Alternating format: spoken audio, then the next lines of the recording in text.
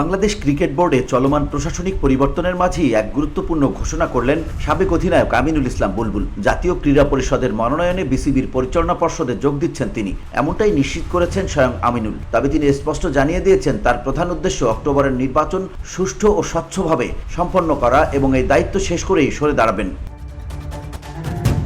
ক্রিকবাস্কেটে এক সাক্ষাৎকারে আমিনুল বলেন, আমার মূল লক্ষ্য একটি স্বচ্ছ নির্বাচন আয়োজন করা এবং একটি সেরা ক্রিকেট বোর্ড গঠন করা। আমি পরবর্তী নির্বাচনে প্রার্থী হতে আগ্রহী নই। সরকার আমাকে অনুরোধ করেছে, আমি রাজি হয়েছি, এখন কেবল প্রক্রিয়া অনুসরণ করার অপেক্ষা।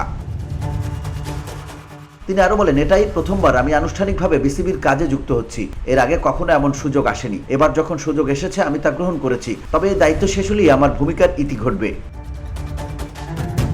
বর্তমানে আইসিসির ডেভেলপমেন্ট অফিসার হিসেবে কর্মরত আমিনুল জানিয়েছেন, বোর্ডে যোগদানের ব্যাপারে তিনি আন্তর্জাতিক ক্রিকেট কাউন্সিলের সঙ্গে কথা বলেছেন এবং তারা তাকে অনির্দিষ্টকালের ছুটি মঞ্জুর করেছে। বসুন্ধরা, উত্তরা, বনশ্রী, কুড়িল ও বাড্ডা সহ রাজধানীর বিভিন্ন স্থানে অভিজাত ও অত্যাধুনিক মানের ফ্ল্যাট কেনার এক নির্ভরযোগ্য প্রতিষ্ঠান প্লেজেন্ট প্রপার্টিজ লিমিটেড। তাই আপনার স্বপ্নের আবাসনের জন্য আজই যোগাযোগ করুন। Pleasant Properties Limited, where destiny matches eventually.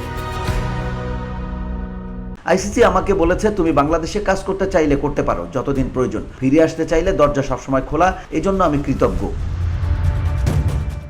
জাতীয় ক্রীড়া পরিষদ ইতোমধ্যেই বিসিবিতে তাদের প্রতিনিধি হিসেবে ফারুক আহমেদের মনোনয়ন বাতিল করেছে। ধারণা করা হচ্ছে সেই শূন্য পদে আমিনুলকেই নিয়োগ দেওয়া হচ্ছে।